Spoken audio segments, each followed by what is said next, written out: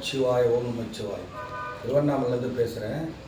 நேரானாமலை கோயில் back side. இப்போ பார்த்தீங்கன்னா அந்த அரசியல் பரபரப்பு பார்த்தீங்கன்னா ரொம்ப ரொம்ப பயங்கரமாக இருக்குது. நான் வந்து எந்த கட்சிக்காரனும் கிடையாது, எந்த அரசியலும் கிடையாது. பொதுப்படியான ஒரு சில விஷயங்களை சொல்லணும்னு தோணுச்சுன்னா ரொம்ப நாளாக பேட்டி கொடுக்கல யாருக்கும். சில விஷயங்கள் சொல்லணும்னு தோணுச்சு. இது வந்து நவபாஷானம் காளி. இது பார்த்துங்க, இது நவபாஷான காளி.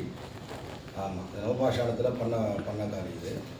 என்ன விஷயம் பார்த்தீங்கன்னா, இப்போ ஏடிஎம்கே டிஎம்கே நிறையா கட்சிகள் நான் சிஎம் நீ சிஎம் எல்லாம் பேசின்னு இருக்காங்க.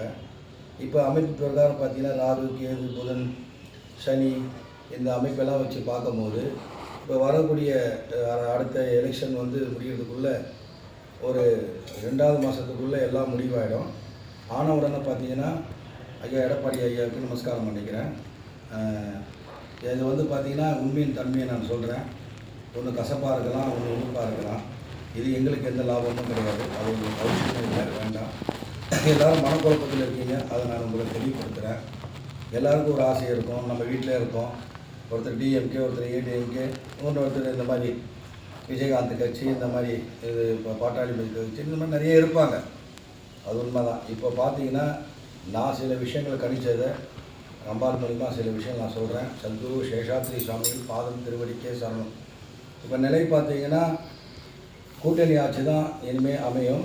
இப்போ விஜயகாந்த் நம்ம விஜய் ஐயா வந்திருக்காங்க. அவர் வந்து இளைத்தலைவர் மாதிரி சொல்கிறாங்க.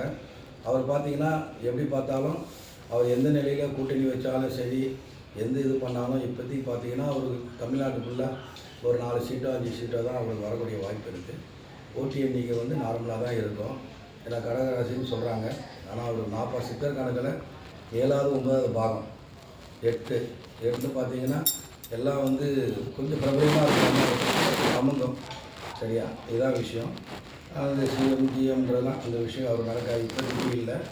அவருக்கு 61 வயசுக்கு மேலே தான் அவர் பெரிய ஒரு மாற்றங்கள்லாம் அவருக்கு நிகழ்வுகள் நிறையா இருக்குது. இப்போ இல்லை, சூழ்நிலைகள் தான். என்ன எதுவும் தப்பாக நினைக்காதீங்க. அவர் ரசிகர்களுக்கெல்லாம் நான் சொல்லிக்கிறேன். நான் இருக்கிற விஷயத்த சொல்கிறேன். என்ன ஏதோ நீங்கள் தப்பாக நினச்சிக்காதீங்க. அதேமாரி பார்த்தீங்கன்னா ஏடிஎம்கே கவர்மெண்ட்டு அவங்க பார்த்தீங்கன்னா எத்தனை சீட்டுங்கன்னாலும் சரி 48 50 61 இல்லை 57 அதுக்குள்ளே தான் வருவாங்க. அதுக்கு மேலே அவங்க போக வாய்ப்பு இல்லை. அவங்க கூட்டணி வைப்பாங்க. அடுத்த கவர்மெண்ட் அவங்களால அமைக்க முடியாது. ஏன்னா பார்த்தீங்கன்னா அவங்களோட கேது ராகும் பார்த்தீங்கன்னா 9வது பாகத்தில் உட்கார்ந்ததுனால அந்த அமைப்பு சரியில்லை. அவங்க கூட்டணி கட்சியெல்லாம் ஒரு சொல்கிறாங்களே பிஜேபின்னு ஒரு கட்சி ஒரு கூட்டணி வச்சா ஒரு 30 சீட்டு வாங்குறாங்கன்னா ஒரு 20 சீட்டு வாங்குறாங்கன்னா அவங்க ஒரு 9 சீட்டு 8 சீட்டு இல்லை 11 சீட்டு வரக்கூடிய வாய்ப்புகள் உண்டு. இதுதான் உண்மையான தன்மை. இப்போ பார்த்தீங்கன்னா டிஎம்கே பார்த்தீங்கன்னா 101 சீட்டு இல்லை 98 சீட்டு தான் வருவாங்க. அவங்க 170 நிற்பாங்க நினைக்கிறேன். நின்னாலும் 180 நின்னாலும் சரி 98 இல்லை 101 தான் வருவாங்க. அவங்களுக்கு கூட்டணி ஆட்சி தான் அமையும். ஆமாம், கூட்டணி ஆட்சி அமைஞ்சு தான் அவங்க இந்த சிஎம்மாக வரக்கூடிய வாய்ப்புகள் வந்து அவங்களுக்கு இருக்குது. 78% இருக்குது.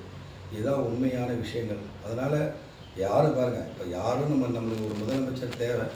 அது யாராக இருந்தாலும் பரவாயில்ல. சம்மந்தப்பட்டு நான் பேசலை. அப்படி நான் இதெல்லாம் பேசினா நீங்கள் மனசு கஷ்டப்பட வேண்டாம். ஏதோ சித்தர்கள் சொல்ல விஷயத்த நான் சொன்னேன். இது அம்பாள் மூலிமா நான் சொல்லிட்டேன்.